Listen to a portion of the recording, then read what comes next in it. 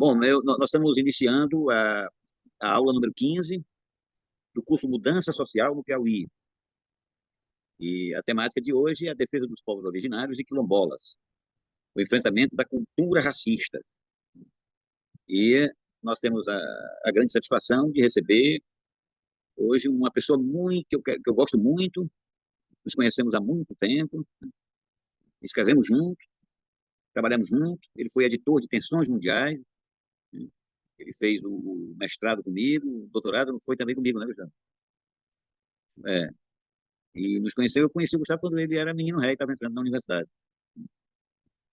E um grande amigo, um grande parceiro, ele é indigenista da FUNAI, já bastante experiente, já andou circulando aí pelo Brasil, e a, nós deveríamos ter hoje a participação do professor Solimar também, né? O professor Solimar é da Universidade Federal do Piauí, é também velho amigo, foi meu estagiário na Fundação CEP, mas o Solimar teve um impeditivo, ele, lamentavelmente, não participará do nosso encontro hoje, certamente, daqui para o final do curso, o Solimar vai dar sua contribuição.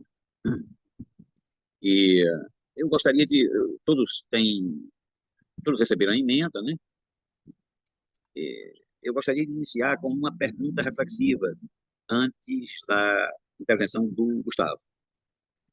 Vocês, por acaso, têm noção do motivo pelo qual o imperador Pedro II usava penachos e aves da terra em seu manto? Alguém se arriscaria a dar, fora o Gustavo? Se alguém se arriscaria, ele usava no seu manto imperial, como se sabe, a legitimidade dele vem do sangue azul ibérico, o europeu. Não obstante, aqui ele danou-se a usar símbolos que eram usados por tribos indígenas, por povos nativos, né? E a política portuguesa, a política colonial e a política da família imperial era de civilizar o índio, entre aspas, acabar com o índio, né? À medida em que ele se civiliza, ele acaba. É uma reverência você botar, né, um manto imperial, a majestade, existia um símbolo ao qual era negado na prática. Ele não ousou botar na coisa nada de referente à cultura negra, né, os escravizados, mas ele pôs. Alguém se arriscaria? Eu diria que para responder a essa questão é necessário entrar no âmago de um dos problemas teóricos mais desafiadores das ciências humanas ao longo do século XIX e enfim, dos últimos 200 anos.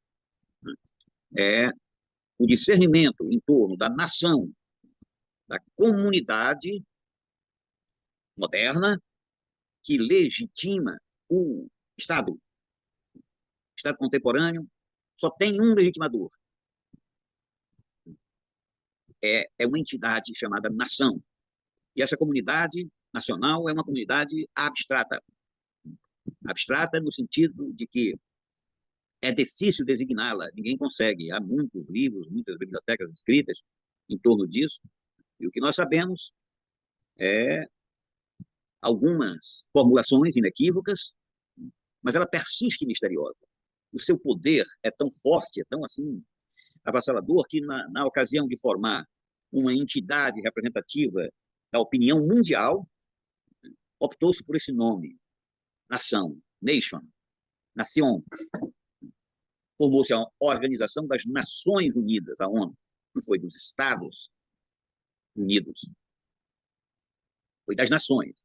Nós sabemos que não há representação de nacionalidades na ONU, há representação de Estado, mas até a própria legitimidade da ONU vem da palavra nação. Usa-se a palavra nação e seus derivados, termos derivados, nos mais variados e amplos sentidos. Por exemplo, a internacionalidade, ou seja, é uma coisa que não é exclusiva de uma sociedade, de um povo. A interligação, né? A lei internacional, uma lei que seria uma lei global, uma lei geral, universal. Nós usamos o termo com muita intensidade.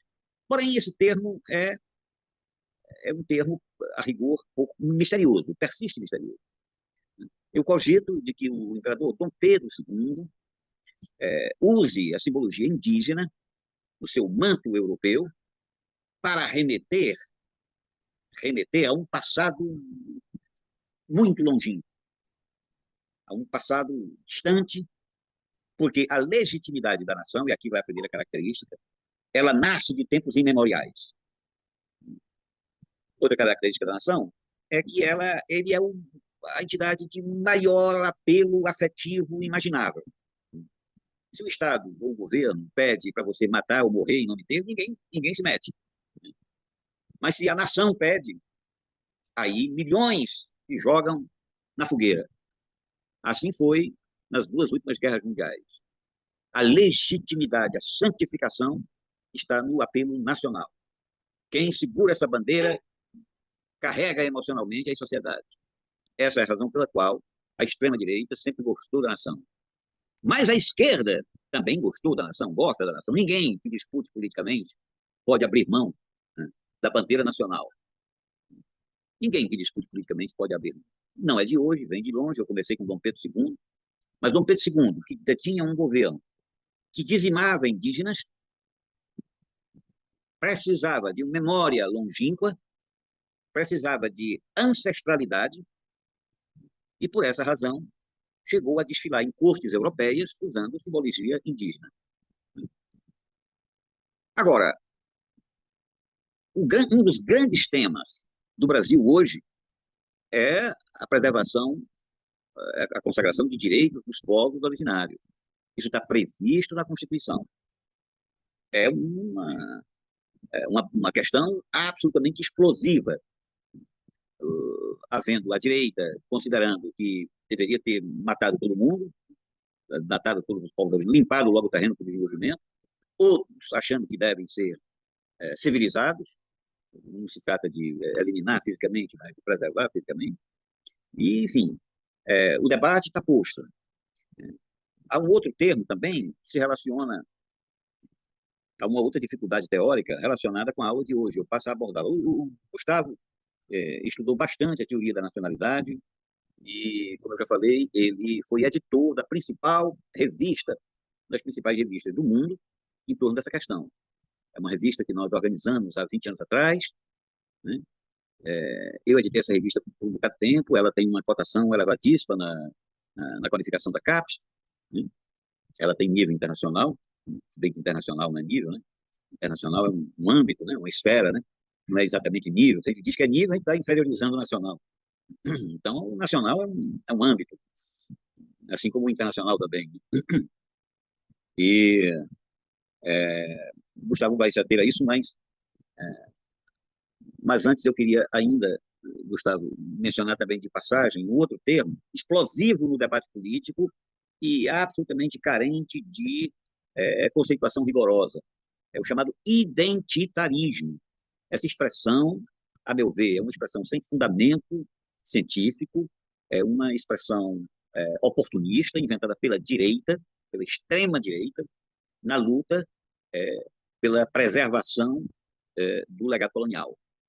A caracterização de movimentos sociais que lutam contra o racismo, a preservação dos índios, usa esse termo. É um termo que sai com facilidade da boca de militares e da extrema-direita. Mas, no entanto, a própria esquerda passa a usar esse termo e classificar o chamado identitarismo, que é um fenômeno, que é um conceito, a meu ver, não estabelecido razoavelmente, né?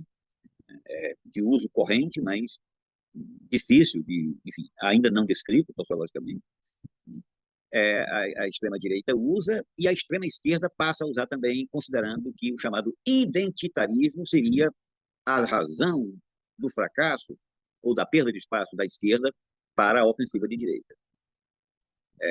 Eu apenas demarco essa posição aqui como abertura da aula de hoje, porque nós vamos nos ater aí à política indigenista, e eu começo, dou a palavra ao Gustavo, ele fala do jeito que quiser, na ordem que quiser, no esquema que quiser, mas eu quero saber, em primeiro lugar, Gustavo, tem índio no Piauí? Deixa eu ligar aqui o Fale quando microfone. você quiser, como você quiser, na ordem que você quiser, mas tem ou não tem índio? Quando o professor Pois é. João Paulo se referiu aqui ao índio, viu, Gustavo? Aí teve alguém que atacou de Suede.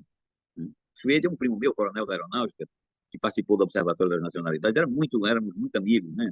Eu, Gustavo, o Suede, né? Eu dediquei meu último livro ao Suede. Freud se foi há uns 2 anos, 3 anos, e deixou muita saudade, mas ele provocava toda a vida do Gustavo, né?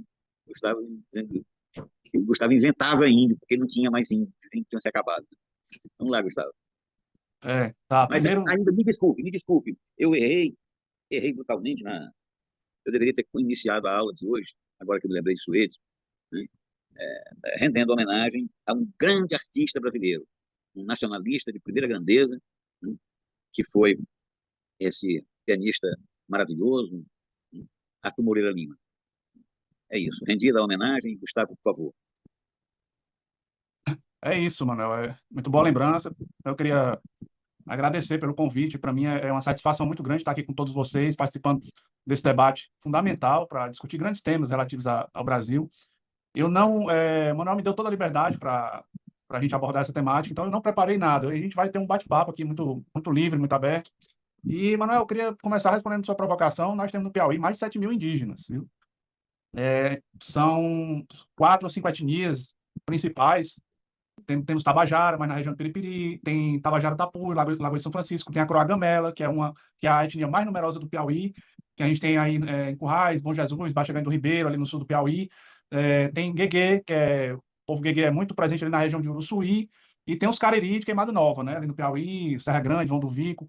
Então, assim, quando você fala em índios do Nordeste, fica, às vezes, só um pouco estranho para nós, porque a gente tem aquela visão estigmatizada do indígena como aquele ser humano de origem pré-colombiana que anda praticamente sem roupas na floresta amazônica. Então, só que nós precisamos quebrar esse preconceito, né, esse estigma, porque os povos indígenas eles são muito diversos, né? Você pegar qualquer dessas nações que tem muitos indígenas, na América do Sul, uma diversidade incrível, na América do Norte também havia uma grande diversidade, todos, na sua maioria, foram dizimados, e uma variedade muito grande.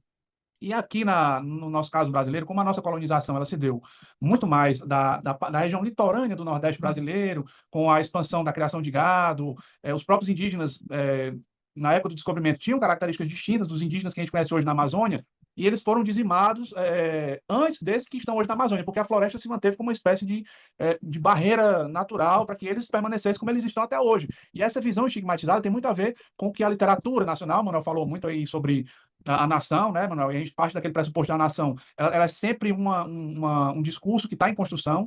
Quem é que conta o que é a nação? Quem é que vai definir quais são os grupos que definem a nação? Quem é que vai dizer que o índio como é que é o índio que compõe a nação brasileira? São aqueles que detêm o poder. Então, existe um discurso de estigmatização do indígena que nos leva a um erro ontológico de não considerar que há uma diversidade, que esses indígenas do Piauí são tão indígenas quanto os indígenas que estão na Amazônia. Eu falo Piauí, mas é Piauí, Ceará, Rio Grande do Norte, Paraíba, os indígenas do Nordeste. O próprio João Pacheco de Oliveira, antropólogo do Museu Nacional, tem um trabalho muito interessante em que ele vai discutir essa coisa da etnogênese do indígena na região Nordeste, né? Como é que as suas identidades foram apagadas há muito mais tempo, historicamente, como esse processo, que tem várias formas de recuperação da identidade, né? Uma é o que eles chamam de retomada, indígenas que conseguem identificar a sua ancestralidade através de histórias da oralidade, de grupos familiares, até de confrontação com documentos da igreja, conseguem identificar, e aí quando eles começam a se perceber como partes daquele tronco familiar, a gente chama isso bem, eles chamam de retomada, e alguns nem gostam desse nome de retomada da identidade, porque como eles não perderam a identidade, eles estão só reafirmando a identidade. Tem uma outra forma que os indígenas no Nordeste também se reconhecem, que pela antropologia chama-se reencantamento, ou seja, algum pajé que tem uma visão espiritual, ele vai e se percebe como tal, então são processos identitários que têm sua legitimidade e a FUNAI costuma reconhecê-los. Claro que não é todo mundo que vai chegar e dizer, eu sou indígena e a partir disso tentar conquistar algum tipo de benefício que acha que os indígenas têm. Até porque, Manuel, e demais, ser indígena tem muito mais desvantagem do que vantagem num país como o Brasil. Então, eu rendo aqui minhas homenagens àqueles povos que se reconhecem como indígenas como povos de resistência. Tem muita coragem de enfrentar diversos problemas, né? Eu vou chegar já no caso do Piauí, mas feito esse preâmbulo, eu queria discutir um pouco a perspectiva indigenista, principalmente na República Brasileira. Como é que se constituiu o nosso indigenismo, né? A Constituição de 1891, ou seja, no período exatamente da fundação da República, ela fez a separação entre igreja e Estado. Então, o Estado, assuntos que geralmente pertenciam à igreja, no caso dos indígenas, né, e que eram muito tratados, essa temática pelos jesuítas, passaram a ser política de Estado.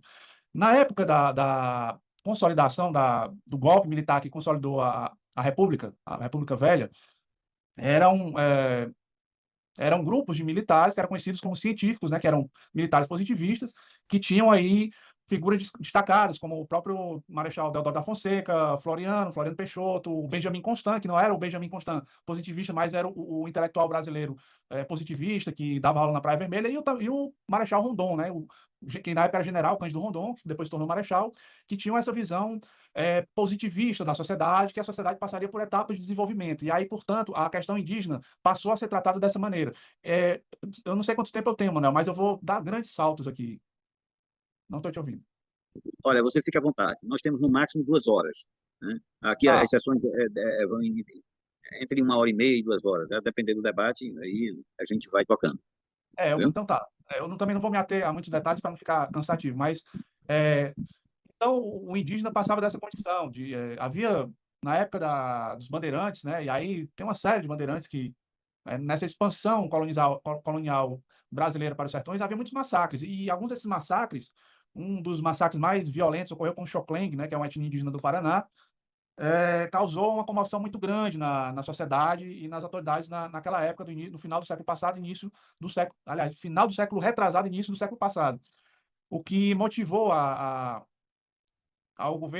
novo governo republicano a tomar novas medidas para que esses massacres parassem de acontecer como aconteciam, porque, afinal de contas, os positivistas tinham uma visão, até certo ponto, humanitária da sociedade. Então, eles entendiam os indígenas não mais como animais, mas entendiam como seres humanos que estavam numa condição evolutiva inferior à nossa, né, da sociedade não indígena nacional, que, portanto, precisavam alçar para essa condição da civilização através do que a gente chamava de assimilacionismo, ou seja, eles precisariam ser assimilados ao que eles chamavam de comunhão nacional. Então, para isso, em 1910, foi criado o Serviço de Proteção ao Índio e Localização dos Trabalhadores Nacionais, que é o SPI-LTN, a sigla na época.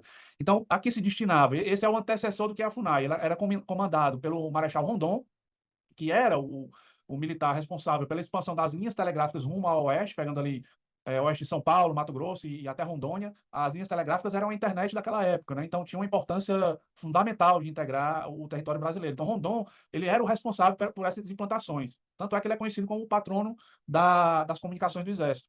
E Rondon ficou, pelo seu contato, ele era descendente de índios Bororo também, ali da região do Mato Grosso, né? A mãe dele era Bororo, o pai dele, eu não sei, não lembro se era indígena, mas eu sei que ele é descendente de Bororo, e tinha muito contato com os indígenas, ele ficou responsável pelo SPI-LTN. Mas o SPI, nessa época, ele se encarregava de quê? Na medida que as linhas telegráficas fossem expandindo e fossem entrando em contato com diversos grupos indígenas, eles tratavam de, muitas aspas aqui, domesticar esses indígenas, né? Ou seja, transformá-los em camponeses e transformando eles em camponeses, eles passariam a servir a nação brasileira, né? A ter uma utilidade para a nação brasileira. Então, a ideia era essa, esse assimilacionismo, né? Que se consolidou com a fundação do SPI e que foi muito prejudicial ao longo de todo o século XX, porque, primeiro, que não é assim que você ia conseguir que eles chamavam na época de aculturação dos indígenas. Primeiro que não existe aculturação, você não, o ser humano não é uma máquina que você desinstala um software e ele fica em branco, depois você instala outro. A cultura é sempre um processo cumulativo. Tem até um julgamento aí, no caso da Raposa Serra do Sol, do ministro Aires Brito, que ele fala sobre isso. A cultura é sempre um processo de acumulação. Então, os indígenas nunca deixaram de ser indígenas. E por mais que o Estado brasileiro tentasse transformá-los em camponeses, isso não estava funcionando. Ao mesmo tempo que o agro, não era o agronegócio na época, mas a expansão agrícola para a região centro-oeste, ela se avançava de forma muito rápida, o que causou diversos choques interétnicos, né, diversos despojamentos de indígenas de seus territórios, e aí foi onde ocorreram muitas violências, né, o próprio SPI, que depois foi comandado pelo Darcy Ribeiro também, mais na frente, era um órgão que foi muito manipulado na época dos dois governos de Getúlio Vargas e que foi feito vista grossa para outros massacres que ocorreram durante o século XX. E aí me permito fazer um grande salto aí até meados do século XX, especificamente no ano de 1967. Na verdade, em 1957, quando foi feita devido aos diversos massacres que estavam ocorrendo, havia uma determinação do governo central de que um procurador, que na época pertencia ao DENOX, que era eu esqueci o nome dele, Jader, alguma coisa, hein? Jader Figueiredo. Esse procurador ele foi para fazer uma devassa dentro dos arquivos da FUNAI e foi descoberto por uma denúncia que era de corrupção, foi descoberto que haviam sido assassinados em arquivos, e muitos deles até haviam sido perdidos, mas o que ele encontrou, mais de 8.000 indígenas. Isso contando o período do segundo governo Vargas até o início da ditadura militar. Então, houve um massacre, até então, até a ditadura militar, muito maior de indígenas do que propriamente de guerrilheiros, de revolucionários, de comunistas, que por si só já é uma coisa que chama muita atenção. Agora você tem mais de 8.000 indígenas assassinados, e isso parecer algo menor para a história brasileira é algo muito chocante. Esse relatório do Jader Figueiredo foi conhecido posteriormente na Comissão Nacional da Verdade como relatório Figueiredo, né, que fazia alusão a esse procurador. Fala sobre diversos massacres que foram perpetrados nessa época, sobre beneplácito, aliás, não beneplácito, sobre o incentivo dos militares, que tinham uma visão de nação, né, através daquele binômio, Manuel conhece isso muito bem, segurança e desenvolvimento, do qual esse princípio de desenvolvimento ele não era dissociado do conceito de segurança nacional. E o que eles entendiam por segurança nacional vinha da doutrina de segurança nacional, que era uma doutrina ideológica importada dos Estados Unidos e que cresceu muito no âmbito da Guerra Fria de combate ao inimigo interno, que na época eram todos aqueles que poderiam, de alguma forma, causar algum prejuízo à economia nacional. Aí entravam os comunistas, que eram subversivos e tal, e os indígenas, que eram um verdadeiro desencaixe epistemológico, porque o indígena não pode ser enquadrado como proletário, não pode ser enquadrado como lumpen, não pode ser enquadrado como burguês, não pode ser enquadrado como camponês, não pode ser enquadrado como nada. Ele era um desencaixe epistemológico, portanto, era um indesejado. Daí os governos militares terem promovido esses massacres, que inclusive é algo que é muito pouco estudado pela academia, né? Eu tentei abordar isso na minha tese, o Manuel Domingos foi que me orientou, e eu acho que ainda falta muito a falar sobre isso, mas enfim. Então, nesse contexto, foi criada a Fundação Nacional do Índio, em 1967, na época FUNAI, mas não porque havia esses massacres, porque havia denúncias de corrupção. A FUNAI é um órgão muito corrupto e tal. Então, o que é que eles começaram a fazer? Eles começaram, os militares, a vincular a FUNAI, que era o órgão responsável, na época não tratava ainda de demarcação de terras indígenas, mas de tentar pacificar os indígenos, vinculando a FUNAI a ministérios estratégicos. A FUNAI passou muito tempo ligada ao Ministério do Interior. O Ministério do Interior é um ministério ligado às grandes obras lá nos governos militares. Então, a FUNAI servia para tentar pacificar. Essa história da pacificação ela é muito interessante, porque ela perpassa toda a história colonial, vindo até as UPPs no Rio de Janeiro. Mas, bem, a FUNAI pacificava os indígenas e eles tinham que aceitar a construção das grandes obras, grandes hidrelétricas, obras transamazônicas, grandes rodovias que rasgavam o país e que foram fundamentais para o desenvolvimento da indústria nacional, mas que tinha esse viés genocida, né? Não posso falar outro nome, genocida com essas populações. Então, isso foi se agravando bastante, principalmente na década de 1970, quando o movimento indígena começou a ganhar corpo e começou a se articular internacionalmente, de modo que fazia um enfrentamento muito interessante ao governo militar, que temia represálias vindas de fora por conta da delicadeza e da dramaticidade que a questão indígena causava na comunidade internacional. Foi assim que os grandes movimentos indígenas começaram na década de 1970, quando foi criado em 1978 o chamado Estatuto do Índio, que é o primeiro regramento que garantia uma certa quantidade de direitos para os povos indígenas. E aí, fazendo mais um outro salto aqui histórico, a gente chega, mas bem, ficando um pouco na questão do Estatuto do Índio, embora ele fosse ainda um conjunto de leis que garantia diversos direitos aos povos indígenas, direito à identidade, direito ao território, direito à educação diferenciada, ele ainda mantinha o indígena como um tutelado do Estado brasileiro. Essa tutela ela só foi desaparecer a partir da promulgação da Constituição de 1988. E a Constituição de 88 ela consagrou aí 2 artigos para os povos indígenas, que é o artigo 231 e o artigo 232. Foi quando os indígenas passaram a ter autonomia em relação ao Estado Nacional. O artigo 231 ele vai dizer basicamente o seguinte, que aos indígenas são reconhecidos aí a sua organização social, costumes, línguas, crenças e tradições e os direitos, essa parte é importante, os direitos originários sobre as terras que tradicionalmente ocupam, competindo aí à União, demarcá-las, proteger e fazer respeitar os seus bens. Ou seja, esse artigo 231, ele praticamente ele não vai criar direitos para os indígenas. Então, a Constituição Federal de 88, ela não está criando direitos, ela apenas ela faz um ato declaratório, ou seja, ela declara para a sociedade brasileira que os direitos indígenas sobre os seus territórios são direitos ancestrais, direitos, inclusive, anteriores à própria criação do Estado brasileiro. Então, esse artigo ele fala isso. Então, é um artigo, a Constituição ela é declaratória, ela está reconhecendo os direitos originários dos indígenas. O artigo 232 da Constituição vai falar sobre os indígenas suas comunidades e organizações que são partes legítimas para ingressar em juízo em defesa de seus direitos e interesses. E aí, como qualquer cidadão, intervém o Ministério Público em todos os atos do processo, ou seja, o indígena ele passa a ter autonomia como qualquer outro cidadão brasileiro. Então, ele não precisa mais que a FUNAI o tutele nas diversas questões, principalmente ligadas ao Poder Judiciário. Então, você tem aí uma completa autonomia dos povos indígenas. O que é que vai acontecer? A partir disso, 1988, a Constituição Federal ela vai determinar que todas as terras indígenas sejam demarcadas pelo governo federal no prazo de 5 anos. Vejam só, nós já estamos para quase 40 anos aí da Constituição Federal e ainda não temos nem metade das terras indígenas demarcadas, porque transcorrem guerras judiciais intermináveis e, enquanto isso ocorre, vários conflitos fundiários são permanentes ainda. Eu destaco aqui um dos mais graves de todos, que é o dos Guarani Kaiowá, no Mato Grosso do Sul, que é uma região que eu trabalhei lá durante 5 anos. O Manuel Domingos conhece, inclusive esteve lá comigo nas aldeias, nós visitamos, né, Manuel, acampamentos, aldeias. Então, aquele povo... Uma das coisas mais chocantes que eu vi, um campo de concentração a céu aberto, em pleno governo do PT, uma coisa realmente, aquilo bem na fronteira, né? Um bocado de zumbi, muita gente perdida, embriagada na estrada, um massacre, uma desumanidade sem tamanho. Mas vamos lá, desculpa interromper. Nós estamos falando Não, isso, nós estamos falando da fronteira brasileira do Mato Grosso, né? Mato Grosso do Sul com Paraguai e Bolívia, que inclusive é toda a área de território guarani ali. Então, o Manuel falou muito bem, é muito chocante. Você tem ali índices de assassinatos comparáveis ao que acontece em Gaza. Os índices de suicídio dos indígenas eram de 4 a 5 vezes maiores do que os piores índices encontrados nas piores regiões do Brasil. Então, ali é uma verdadeira faixa de Gaza indígena, né? O Manuel colocou muito bem. Então, para não tratar só desse tema, né, os Guajajaras, da própria ministra, também enfrentam problemas muito grandes ali no sul do Maranhão. Os Pataxó, na Bahia, também. Aqui, para trazer aqui para o Nordeste, aqui para o Ceará, os Tapeba, questões territoriais muito graves, o tráfico de drogas, ali no Paraná, São Paulo, Minas Gerais, em todos os cantos há conflitos violentíssimos, porque o Estado brasileiro não se propôs ainda a demarcar as terras indígenas.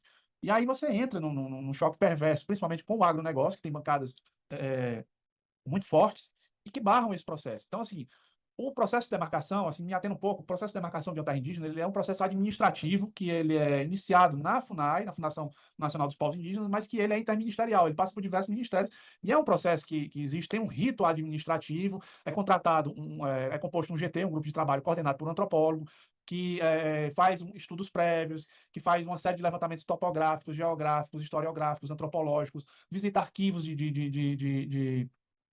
arquivos de registro de imóveis. Há toda uma pesquisa muito séria por trás disso para você demarcar uma terra indígena. E essa terra ela passa por diversas etapas de demarcação. Não é uma coisa que você dá um estado, inclusive passando por etapas administrativas de contraditório com aqueles que vão ser afetados de ampla defesa. Os ritos administrativos eles são respeitados na demarcação.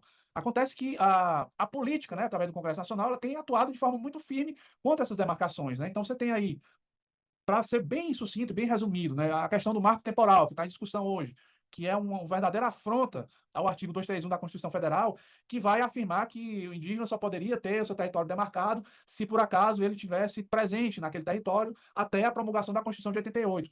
Ora, se a maioria dos indígenas foram deslocados forçadamente de seus territórios, e naquela época nem tinha essa exigência, como é que eles vão provar que estavam naquele território até a promulgação da Constituição de 88? Então, esse instrumento nefasto, ele foi julgado em 2023 pelo Supremo Tribunal Federal como inconstitucional, ele foi, como é que se diz, julgado inconstitucional, então passou a perder a validade, mas, no entanto, em 2024, aliás, esse ano, o Congresso Nacional retomou a discussão do marco temporal nas comissões da Câmara e do Senado, de modo que ele está para ser votado novamente. E o Congresso Nacional, o Supremo Tribunal Federal está para fazer uma outra votação para, de novo, tornar o marco temporal inconstitucional. Então fica uma briga entre os poderes, com uma representatividade muito grande do agronegócio no Congresso, e os indígenas aí, no governo Lula, já abriu um Ministério dos Povos Indígenas, colocou um indígena lá, mas é algo insuficiente para você discutir ainda a questão fundiária para os povos indígenas. De sorte que diversas outras questões são colocadas aí para além da demarcação, porque a demarcação é a atividade precípua da Fundação Nacional dos Povos Indígenas, tem uma série de outras políticas, uma política de educação escolar indígena diferenciada, uma política de saúde indígena diferenciada, e aí eu destaco a situação dos Yanomami, lá em Roraima, que no governo anterior passaram por assim, havia uma equipe da SESAI, que é a Secretaria Especial de Saúde Indígena, que prestava um atendimento ainda precário, mas prestava aquele povo, foram retirados aqueles médicos, aquela equipe de saúde de lá, o programa Mais Médicos também foi extinto naquela região, então começou a ter aquela explosão de fome e desnutrição entre os Yanomami, que foi amplamente divulgado nos meios de comunicação durante o governo do Inominável, que eu não quero citar o nome, o governo anterior, que era um governo de militares, que, portanto, era um governo que tinha esse viés colonial, como eu falei anteriormente. Engraçado, Manuel, assim, uma reflexão que eu estava fazendo no tempo desse. Esses militares positivistas, eles tinham ainda um resquício de humanidade, né, no início do século passado. E esses mais recentes, né, oriundos da ditadura militar, parece que são bem mais sanguinários do que aqueles anteriores. A impressão que eu tenho é essa. Então, assim, no governo do inominável anterior, você tinha um ministro que era um general que começou a mandar cloroquina para os Yanomamis na época da pandemia. Então, muitos morreram na pandemia, foi um grande massacre, um desastre total, um índice de mortalidade gigantesco. Nós perdemos, inclusive, grupos indígenas de recente contato, que não poderiam, porque foi aberta a visitação, principalmente de missionários de igrejas neopentecostais, contaminavam esses indígenas, e foi um verdadeiro destroço. O governo anterior ele teve, inclusive, o despropósito de reduzir tamanho de terra indígena, como fizeram aqui no Ceará. Mandaram a comissão da FUNAI de Brasília para fazer um novo estudo de delimitação sem que a FUNAI aqui soubesse, para encolher a terra indígena do povo tapebe. Então, uma série de questões que na verdade, eles queriam era exterminar esses indígenas, mas que, com a eleição do governo Lula, por mais que ainda falte muita coisa para que seja um governo minimamente respeitoso aos direitos dos indígenas, sobretudo na questão ambiental também, é um governo que tem seus avanços. A saúde indígena foi reestruturada. Quem está comandando hoje é um indígena aqui, inclusive do Ceará, o Velho Tapeba, que ele multiplicou por 6 a quantidade, aliás, por 9, a quantidade de médicos e profissionais de saúde só lá no Yanomami, para não falar de outros exemplos.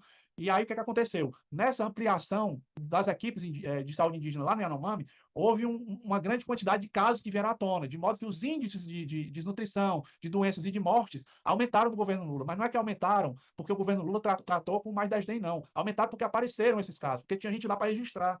Então, é uma coisa muito chocante. Então, aqueles números que a gente viu no governo anterior, eles eram muito maiores porque eles aconteciam na escuridão, ninguém sabia o que acontecia.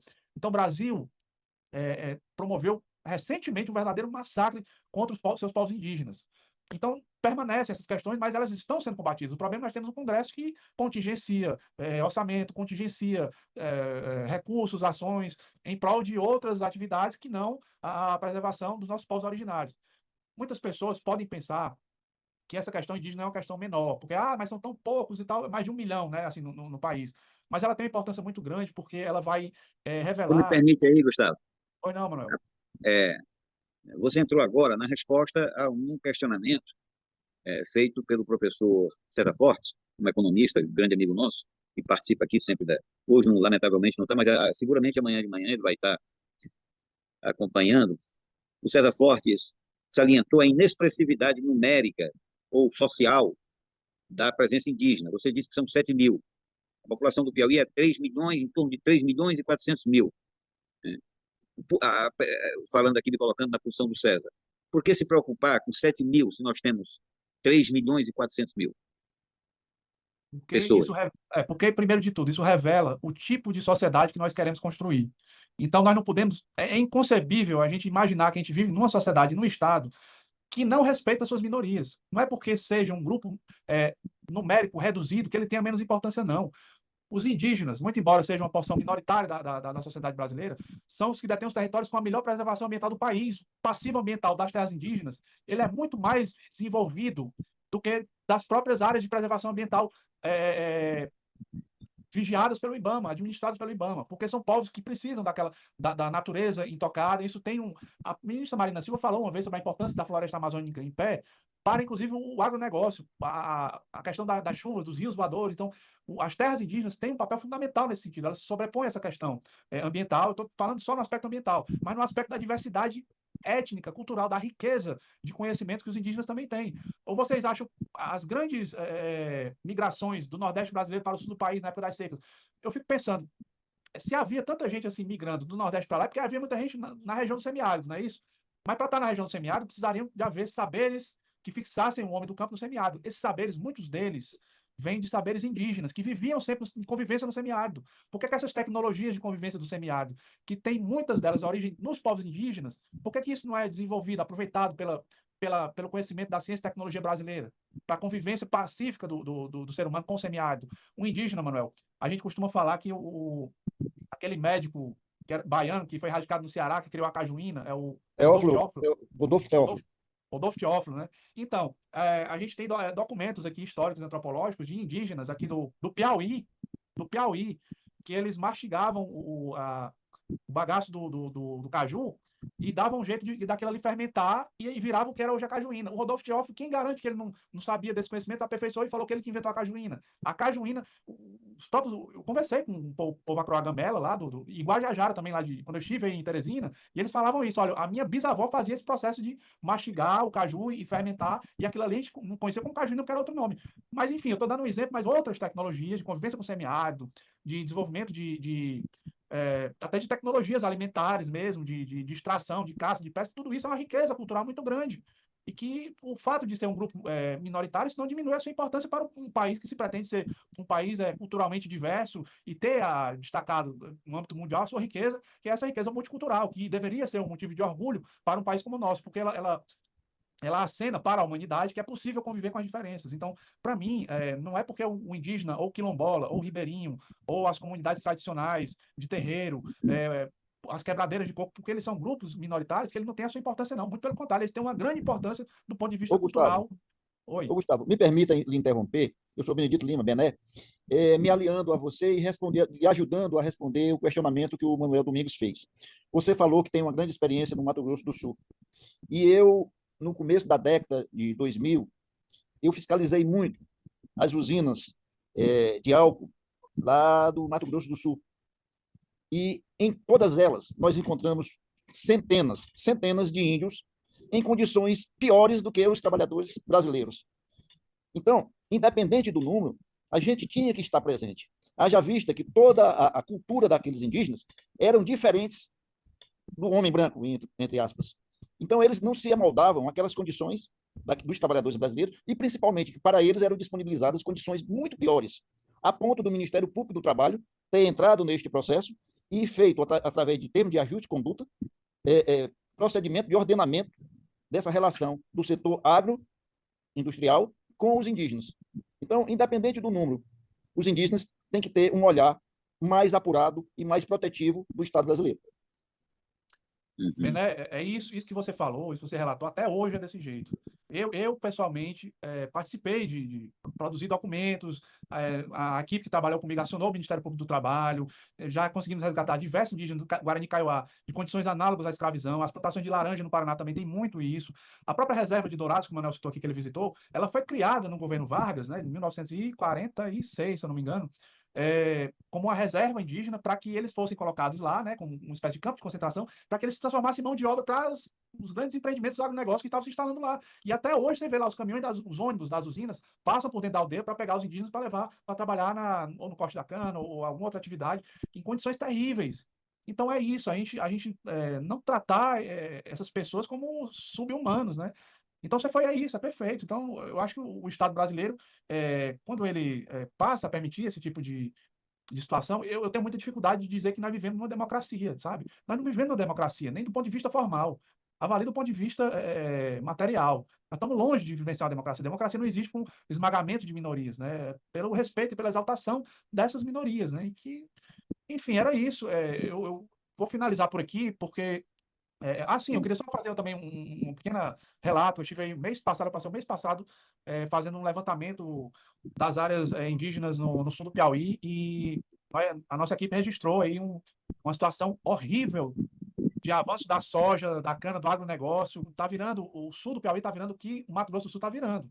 São grandes fazendas com uma mega tecnologia de drones, de maquinários agrícolas, tratores automatizados, manipulados por satélite, aquela coisa. O prefeito de Uruçuí, por exemplo, é um cara que é um entusiasta disso tudo, porque traz muito emprego, tal, desenvolvimento, tudo bem. A gente até entende que realmente traz muita divisa para o Estado, mas a par disso, não só os indígenas, mas as populações que vivem à margem daqueles empreendimentos estão sendo envenenadas, literalmente envenenadas. Toneladas e toneladas de veneno estão sendo despejadas. E naquelas regiões ali, naqueles platôs do sul do Piauí, eles têm baixões que formam córregos e córregos lindíssimos, que aquela água ali é usada para consumo humano e animal. Aquilo ali já não serve mais. Aquilo já está tudo contaminado, tem risco que não tem mais peixe, não tem como ter mais pesca. Quem beber aquela água vai provavelmente ter uma diarreia, alguma intoxicação. Então, assim, é lamentável que o país, né, não se atende para essas questões. E aí eu fiquei, relatar isso, eu fiquei muito chocado quando a gente foi no sul do Piauí, inclusive situações de famílias indígenas já passando fome, inclusive, né, mas em situação de segurança alimentar muito acentuada.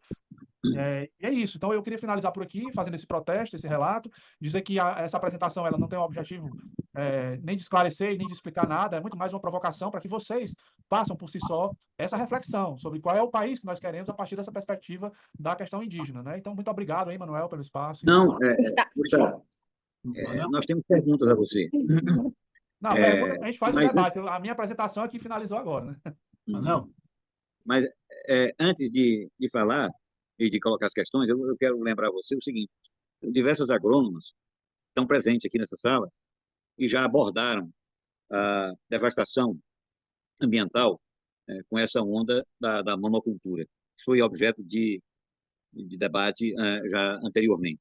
Mas existe uma pergunta da Fabiane, que a Samara vai falar agora. Tem alguém inscrito ainda? Vamos para a pergunta. Vamos ouvir a pergunta da Fabiane. Ela pergunta quais as informações o senhor tem a respeito da exploração do urânio no Ceará em terras indígenas, no município de Santa Quitéria. Já respondo? Pode responder, Gustavo. Santa Quitéria, o município de Santa Quitéria em si, ele não tem comunidades indígenas identificadas, né, como a gente tem, mas o problema do urânio é que ele vai afetar 40% da população do estado do Ceará. Só na sua extração até como é que se diz, até o transporte ao Porto do Pecém, né, ele vai ser produzido urânio em si para aquele, como é que chama, aquela massa que vai ser usada para energia nuclear, e tem um subproduto que é usado para fertilizantes, que até por conta da guerra na Ucrânia, abriu-se aí e a Ucrânia era o grande fornecedor de fertilizantes para o mundo, abriu-se uma janela de oportunidade para que o Brasil passe a exportar esse fertilizante a partir do urânio. E já há casos de contaminação do lençol freático por esse urânio, e os indígenas da região próxima ali de Monsenhor Tabosa, São Benedito, Crateús, Poranga, que é aquela região, aquele entorno, vão ser afetados com essa extração do urânio, né? Ele tem um problema de contaminação muito grande, né? E no transporte que vai até o Porto do Pecém, que é uma área situada na região metropolitana de Calcaia, é onde tem a maior população indígena do estado, que são os Tapebas e os Anassés, que vão estar diretamente seus territórios, vão ser diretamente cortados por esse transporte de urânio. Então vai ser uma situação muito delicada, a extração ainda não começou, está tendo uma série de tratativas do governo do Estado para que isso se efetive, mas tem os movimentos sociais, existe uma comissão aqui no Estado chamada Comissão Antinuclear aqui do Estado, que está se mobilizando, tem se reunido com as comunidades, com o Ministério Público Estadual, o Ministério Público Federal, a própria FUNAI tem participado, o IBAMA tem participado de diversos debates, então é uma questão que ainda está em disputa, né? Mas é muito delicado, né? A situação, o panorama é esse, por enquanto, sabe? Mas eu não vejo com bons olhos, não. Eu estou muito preocupado com o que pode acontecer. O Mário queria falar, né? Ô, Guerreiro, tudo bem? Eu queria te fazer uma pergunta, ver se você consegue. O que você consegue atualizar aquela comissão de conciliação do Machado com o pescoço lá no Supremo Tribunal, lotada do agronegócio, que os indígenas, inclusive, se retiraram? Tem alguma atualização? Tem alguma. Como é que você vê aquilo, por favor? Não, Mário, eu não tenho. Depois da retirada deles, eu não ouvi falar de mais nada, não. Mas realmente é uma coisa absurda, né? Você não tem o que conciliar aquilo ali. A questão da discussão do marco temporal ou ela é constitucional ou é inconstitucional. Não tem meio termo. E aí ainda se cria uma falsa. É interessante, porque eles criam uma falsa polêmica de dizer que, então, todo o território brasileiro era indígena, então todo o agronegócio está numa situação de insegurança jurídica. Mas eles nem estão reivindicando isso. O indígena só vai reivindicar o território do qual ele está situado, que é historicamente situado. Então, como foi falado, né? É uma população muito reduzida, então, e até porque a própria área agricultável do agronegócio, ela tem capacidade de desenvolver muito mais, até num território menor. A questão é que tem uma sede incontrolável da grilagem, né, no Brasil para ampliar os territórios. Então, eles querem passar por cima de tudo. Mas eu não tenho, Mário, assim, nenhuma atualização depois daquilo ali, não, viu? Eu vou até conversar com algumas lideranças para ver o que é que eles estão encaminhando em relação a isso. Ô, Gustavo, tem uma questão que me intriga muito. Eu te pergunto assim, mais no sentido antropológico. Existem localidades no Ceará, no Nordeste, em particular aqui nessa cidade em que eu estou, Parnaíba, minha cidade aqui, né? Aonde eu me deparo com muita frequência, hoje mesmo, na fila do supermercado. A senhora que estava na minha frente, eu sentia que era uma índia. Em tudo e por tudo era uma índia, né? Sem consciência, talvez, daquilo, nem pelos olhos amendoados, pelo formato, pelo jeito dos cabelos, sabe, pelo formato do corpo, e pela postura também, pelo comportamento que não traduzia aqueles modos mais aos quais a gente está acostumado, os modos citadinos e tudo, sabe? Eu te pergunto, isso como é que isso se reproduz? Por que isso persiste, já que aqui as tribos foram dizimadas há tanto tempo? Você fala desse comportamento. Esse tipo humano que nós encontramos nas ruas. Eu Mas vejo isso no estado do Nordeste, mas aqui, em particular, no norte do Piauí, na ilha de Santa Isabel, aqui em Parnaíba, isso aqui é uma presença assim, muito significativa. Eu olho assim, meu Deus, isso é uma Índia, isso é um índio, isso é um índio, estou falando com um índio. Ele parece que não tem noção disso, sabe? Parece que não.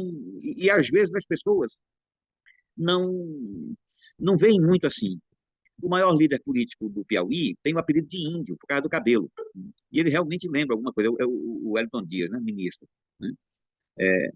É como se ele chamasse a atenção, assim, porque é uma figura, obviamente, muito conhecida.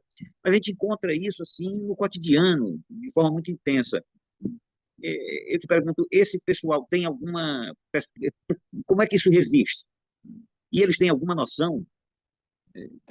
A palavra de defesa do índio, dos indígenas, dos povos originários, isso afeta de alguma forma esse contingente social inserido na urbanidade? Pois o que acontece? O que ocorre? Existe na antropologia um termo que é muito utilizado, inclusive, para quem estuda a questão indígena, que é chamado etnocídio.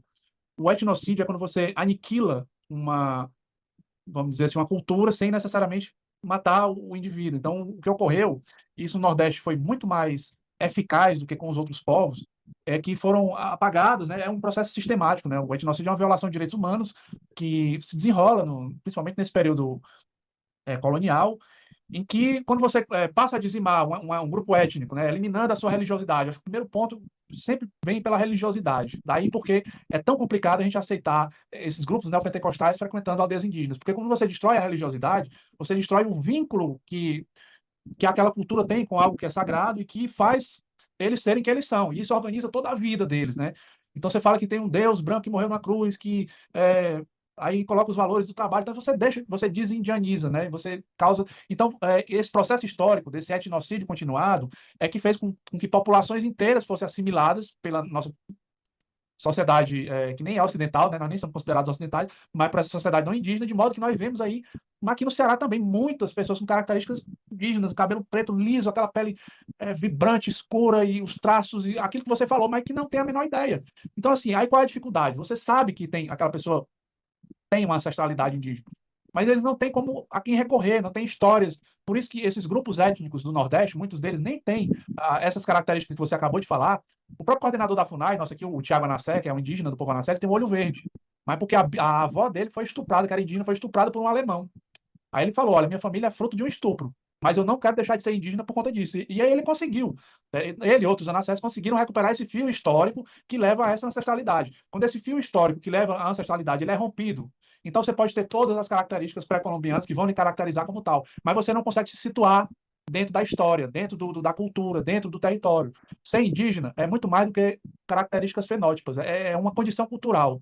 Então é por isso que a gente percebe esses fenômenos, e é muito chocante de fato, sabe? É muito chocante isso aí, Manuel. E é muito interessante, porque você anda entre indígenas que não se reconhecem como tais. É impressionante. Amigos, mais alguma questão? Manuel, eu Ou queria que não? ele Adriana? Oi. Eu queria que ele falasse um pouco da relação exata do indígena, qual etnia que ele seja, com o seu espaço, né, com a sua terra. Que eu acho que é a coisa mais forte que eles têm, né, é essa relação com o lugar, que por isso que eles conseguem preservar qualquer floresta que seja amazônica, seja em qualquer lugar onde eles estão. Normalmente os territórios têm uma questão de natureza muito preservada, né?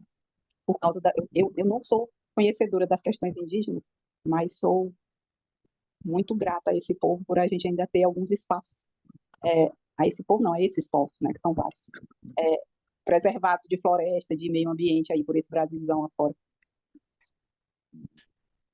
Adriana, é muito interessante a sua colocação, porque a sua questão, porque é a relação que, assim, quando a gente fala de indígena, nunca é bom a gente uniformizar. Ainda hoje a gente encontra alguns grupos indígenas que foram cooptados pelo agronegócio, que defendem o esbulho, defendem como é que se fala? Não é o aluguel de terra, tem outro nome para isso, o arrendamento da terra, defendem a exploração pela monocultura. Isso é uma minoria, mas a regra é que os indígenas não se sentem donos do território. Eles sentem que eles pertencem ao território. E aí tem uma diferença ontológica fundamental, porque em eles pertencendo ao território, eles precisam preservar aquele território porque ele está preservando a si próprio, né? Então, por isso que você encontra nas terras indígenas, elas são extremamente preservadas. Não é só uma questão de racionalidade, de sobrevivência, de coleta, porque assim de fato eles conseguem coletar o que eles querem, a caça. Se fosse só isso, já era extraordinário, porque é uma relação racional que se estabelece com a terra, mas é uma relação de cunho espiritual. Então, muitas vezes eu já presenciei estudos antropológicos de demarcação de territórios que falavam, olha, aquela pedra que tem naquela serra ali, ela representa um pajé que não sei o quê, que morreu e se transformou em pedra. Então aquilo ali tem um valor sagrado para nós. Aquela árvore ali, aqui mesmo, o pessoal do povo tabajara de Poranga, tem uma área lá que são vários cajueiros que formam copos assim gigantes, e eles enxergam aquilo ali como se fosse uma catedral deles, sabe? E faz os rituais, os torés, né, que são os rituais deles, fazem lá. E realmente são rituais muito fortes. Eu inclusive, já presenciei. Eu me arrepio quando falo daquilo ali. E são danças, e ali onde eles organizam a vida social deles, a religiosidade. Então, assim, eles precisam ter aquele território preservado, porque aquilo é que vai sinalizar quem eles são. Então, a relação é uma relação simbiótica do ponto de vista biológico que o indígena tem com o território, porque sem o território preservado ele não consegue sobreviver, né? Não vai ter água, não vai ter a fruta, não vai ter a raiz, não vai ter a caça, não vai ter a verdura, não vai ter o vegetal, não vai ter nada. Não vai ter a moradia, né? É uma relação simbiótica desse ponto de vista biológico, mas uma relação cultural, religiosa e espiritual até mais forte, viu? Posso falar assim. Por isso que eles têm essa coisa do território, como algo que precisa ser preservado. O território é a natureza. Tem um filme, tem até no YouTube, esse filme, se eu não me engano, tem no YouTube de graça para quem quiser assistir, chamado Terra Vermelha. É uma produção, tem alguns atores aí conhecidos da Globo, tal, que fala da realidade fundiária do Mato Grosso do Sul. É um filme muito bonito, tem uma cena icônica desse filme em que o fazendeiro, né, os indígenas se instalam nas margens da fazenda, e aí o fazendeiro vai tentar expulsá-lo. Olha, saia daqui, você não tem que ficar aqui. Essa terra foi adquirida pelo meu avô, que passou pelas mãos do meu pai, que agora eu estou trabalhando nela, estou produzindo. Aí ele pega a terra na mão, olha, isso aqui é meu, isso aqui tem trabalho, isso aqui tem dinheiro, isso aqui tem investimento. Aí joga a terra no chão, assim. Aí o indígena não fala nada, o indígena Guarani, que eu até conhecia esse indígena. Aí a cena termina assim, ele deixa o cara falar, o fazendeiro, o cara joga a areia no chão, aí o indígena pega a areia no chão com a mão, aí abre a boca e come a areia e engole a areia. E é uma cena de um impacto poético assim arrasador, porque ela vai mostrar que ele é a terra. Ele não é o dono o proprietário que trabalha, ele é aquilo ali, ele come a terra. Então, aquilo ali não é uma licença poética de cinema, não. Aquilo ali é verdade, é uma retratação da verdade. Então, quando a gente fala, e pode parecer algo romântico do tratando, mas não é. Eu estou falando da experiência que eu tenho por enquanto, 14 anos de convivência direta com os indígenas, que é uma coisa muito forte, e que eu acho que o povo brasileiro não tem noção do que é que se passa com eles, assim. Então, eu acho que espero ter respondido a tua questão, Adriana. Obrigada. Sim, eu já participei de assim, uma atividade que tinha um indígena aqui no Piauí. Rapaz, mas quando ele começa a tocar eu não sei como é o nome daquele instrumento que eles tocam na roda, mas aquele não tem quem não fique arrupiado, é um negócio impressionante. Parece que vem uma energia assim de algum outro canto, mesmo você sem ser daquele povo, você sente a energia que vem, sei lá de onde. Eu acho fantástico. Gosto muito. Não conheço, mas admiro e gostaria que a gente tivesse mais respeito por eles. Que a gente tinha que dar pra... É isso aí, obrigada. Gustavo, você acompanha profissionalmente, em nome do Estado, o que se passa com os indígenas do Piauí. Qual a tua expectativa hoje? Como é que você vê? Esse povo está em situação melhor do que antes? Há um perigo de desaparecimento? Manuel, até bem pouco tempo, a própria FUNAI, nos documentos oficiais, ela afirmava que em 2 estados da federação não havia indígenas, que era o Rio Grande do Norte e o Piauí. Né? O Rio Grande do Norte hoje tem uma coordenação técnica local da FUNAI. O Piauí é o único estado da federação que não tem nenhuma unidade da FUNAI e nenhuma unidade de saúde indígena. Na verdade, não tinha. No começo desse ano, uma força-tarefa fez um mapeamento que sai daqui do Ceará por determinação da Justiça Federal com o Ministério Público, para que fossem mapeados, e eu participei dessas tratativas, mapeados os territórios indígenas do Piauí para a implantação do sistema de saúde indígena do Piauí. Então, hoje, algumas comunidades do povo Acroagamela já têm atendimento dos agentes de saúde indígena. Estão previstas construções a gente vai chamar de Distrito Sanitário Especial Indígena, que é o DISEI, que é uma unidade que administra a saúde indígena no estado do Piauí, está para ser construída, inclusive me parece que já tem recurso para isso. A FUNAI está passando por uma reforma administrativa, que foi proposta pelo Ministério dos Povos Indígenas, pela Sônia Guajajara. A previsão de construção de uma coordenação regional da FUNAI em Teresina e uma outra coordenação técnica local, que é uma espécie de representação menor da FUNAI em Piripiri ou em Uruçuí, ainda estão definindo isso. Então, e também existe uma colaboração com o governo do estado do Piauí, através do INTERP, que é o Instituto de Terras do Piauí, que está adquirindo terras para montar aldeias indígenas no estado.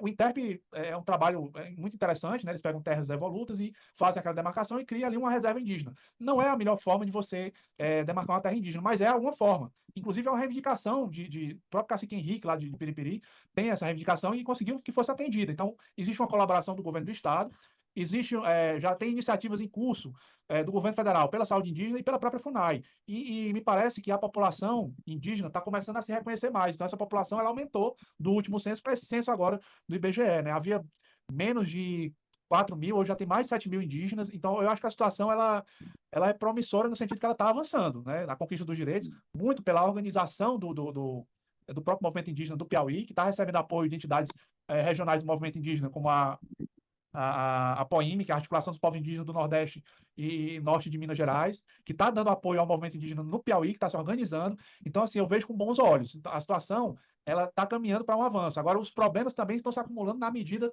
em que o agronegócio tem avançado, né? Então, eu vejo assim, eu costumo ser otimista, né? Eu estou vendo mais um copo meio cheio nesse sentido.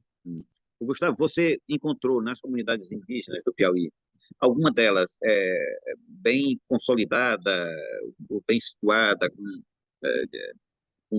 preservando a língua própria, costume próprio e relativamente isenta de interferência? Das que a gente visitou, todas elas, em alguma medida, tentam fazer esse resgate, né, cultural. Agora, o pessoal lá da comunidade chamada Nazaré, que fica, acho que é Lagoa de São Francisco, o município, fica mais para o sul do Piauí, Lagoa de São Francisco. Eles são mais de 120 famílias. É a maior aldeia que a gente tem aí no Piauí. E é um povo bem, assim, que é bem organizado do ponto de vista do resgate cultural, do avanço da luta pelos seus direitos. E também tem o pessoal de Piripiri, né? O Uruçuí também, mas eu acho que esse pessoal do Lagoa de São Francisco é que está mais bem organizado, assim. Os demais ainda estão nesse processo de retomada da identidade, uma construção, mas é uma coisa que não tem volta, sabe? Não tem volta. Eles não vão deixar de ser indígenas mais, não. Uhum. Maravilha. Alguém tem mais alguma questão? Bom, eu só tenho a agradecer o Gustavo por essa maravilhosa contribuição à compreensão dos nossos debates sobre a mudança social no Piauí. Esse é um problema, Gustavo, uma temática que vivi tantos anos militando aqui, estudando, pesquisando no Piauí, nunca tinha me colocado, a não ser para o período mais distante, para o período colonial. No que eu escrevi está bem presente a guerra aos índios, né? O meu estudo sobre a pecuária extensiva isso ganha muito destaque porque foi forçoso, a dinâmica da pecuária extensiva compreendia essa guerra permanente, né? Agora, quanto ao desenvolvimento mais recente, realmente o estranhamento do César era o mesmo estranhamento que eu teria há 40, 50 anos atrás, quando eu comecei a estudar, né, o Piauí. Então, eu gostaria de concluir antes de passar a palavra para o Gustavo para as coisas despedidas, eu gostaria de concluir com uma reflexão. O cuidado, o respeito com o índio, ele é mais importante para a gente mesmo do que para o próprio índio, porque nesse momento de transe na vida, eu diria, de transe planetário, né, quando se colocam na perspectiva das relações internacionais e coloca o próprio desaparecimento da humanidade por conta da perspectiva de guerra, né, guerra com potencial destrutivo sem limite, né? E a toda hora nós temos sinais disso. Hoje eu via o projeto da construção da embaixada dos Estados Unidos em Brasília, né? Não sei se alguém aqui acompanhou. Os Estados Unidos têm um projeto de reforçar todas as suas embaixadas pelo mundo. Aqui em Brasília, vocês sabem que eles projetam uma embaixada 9 metros para baixo. 9 metros de profundidade. Desculpe, 9 andares. 9 andares de profundidade. Imagina assim, é muito medo da destruição, muito medo da bomba, muito medo da guerra, muito medo porque projetar uma instalação diplomática com 9 metros de profundidade, é uma cidade subterrânea, né, em Brasília, isso revela o grande temor. Enfim, nós vivemos nesse momento de questionamento sobre a razão de ser dessa sociedade moderna. E o tratamento com o índio, o respeito ao diferente, o respeito ao originário, me parece um sintoma de elevada consciência social, elevada consciência política, elevada consciência social. Era essa, talvez, a resposta que eu daria ao meu querido amigo César Fortes. Tá? Manuel, Pois não? Manuel, boa noite. Sou eu, a TT. Mas eu só queria lhe fazer uma correção, que hoje a gente não usa mais esse termo índio. O correto são povos indígenas. Obrigado, TT. O Gustavo já estava querendo me corrigir também. Ele já me corrigiu muitas vezes disso. Isso é vício de linguagem, viu, TT? E Gustavo, muito parabéns pelo seu trabalho. É interessante, é importante a sua grande contribuição, porque essa lenda que no Piauí não tinha indígenas, que não tinham povos indígenas, né? Que bom que foi quebrado esse paradigma. Muito bom o seu trabalho. Parabéns. Pois é. Obrigado. Concluindo, né? Era isso. Eu acho que o tratamento com os povos indígenas diz muito a respeito da gente mesmo, sabe? Do próprio. Gustavo, você pode usar agora o tempo para se despedir, né? Aí nós só temos a agradecer. Eu não me canso de conversar com o Gustavo, né? E sempre que a gente tem a oportunidade, a gente se encontra para conversar. E adorei poder apresentar o Gustavo a todos vocês. A palavra é sua. Olha, primeiro eu que agradeço. O prazer é todo meu de estar aqui. O convite do Manuel. O Manuel é um amigo que a vida me proporcionou. E junto dele, tantos outros amigos, o próprio Suede, que era um grande amigo que eu tinha também, que era primo do Manuel Domingos, que faleceu. Mas o Manuel, eu devo a minha trajetória acadêmica ao Manuel. Então, foi meu orientador de mestrado, foi meu aluno de graduação. Aliás, eu fui aluno de graduação, fui orientando o mestrado e orientando do doutorado, na minha tese de doutorado. E mesmo sem ele ter muita familiaridade com essa temática indígena, ele soube conduzir, porque havia uma discussão entre o indígena e o militar, ele soube conduzir muito bem essa minha trajetória, me estimulou. Então, assim, eu devo a minha trajetória acadêmica a você, Manuel, e agradeço a confiança que você tem em mim para dessa responsabilidade de compartilhar isso com esse pessoal tão bacana que está acompanhando aqui. Eu queria também destacar, né, nessa coisa de falar sobre indígena, que na FUNAI a gente lida. O Brasil tem 274 línguas indígenas faladas e mais de 305 etnias, que a gente lida com isso na FUNAI. É mais do que a ONU, pessoal. A gente tem só no Brasil mais do que a ONU de diversidade étnica e linguística também, que a gente não dá conta disso aí. Tem línguas que a FUNAI traduz usando números, porque não tem como traduzir com fonemas, sabe? É um negócio fora de série. Se tiverem a oportunidade de visitar Brasília, vão à biblioteca Curte Nilmandeaju, que ela fica na sede da FUNAI em Brasília, e tem um acervo extraordinário lá para vocês brincarem à vontade na biblioteca. Inclusive, a minha tese está lá também, depositada, que foi orientada pelo Manuel. Então, assim, eu sou muito entusiasta, né? Então, o Brasil perdeu, só para vocês terem uma ideia, nesse processo de colonização, mais de 500 línguas indígenas. Eu fico imaginando que é essa riqueza que a gente tem na mão, que a gente perdeu já, e que a gente não dá valor, sabe? Assim, é tão fascinante, vocês não fazem ideia o que é a gente trabalhar na FUNAI. Tem muitas agruras, a gente é o Estado malvadão, que faz coisas ruins. De fato, às vezes o Estado é muito cruel mesmo, mas ao mesmo tempo a gente tem experiências incríveis, assim, que às vezes eu fico pensando, poxa, eu queria que o povo brasileiro experimentasse isso que eu estou experimentando agora, sabe? Essa convivência, essa riqueza, isso é transformador. Então, toda vez que me chamam para falar sobre povos indígenas, eu falo nessa perspectiva, de tentar entusiasmar as pessoas, para uma causa que é uma causa muito bonita, cara. Que, como o Manuel já falou, ela fala muito mais a respeito de nós mesmos do que deles próprios. Então é isso, eu queria finalizar aqui, mais uma vez agradecendo a vocês, pedindo desculpa também se às vezes eu falei um pouco atabalhoado, porque às vezes eu me apaixono pelo tema, quando eu me apaixono pelo tema, aí acontece isso. Mas é isso, gente, estou à disposição, sempre que precisarem, Manuel, e estamos juntos aí na luta. Um abraço aí, pessoal. Obrigado, Gustavo. Boa noite para todo mundo. Boa Excelente, noite. Gustavo. Muito obrigado, hein? Um abração. Boa noite, Manuel. Boa noite a Boa todos. noite. Tchau. Valeu. Tchau.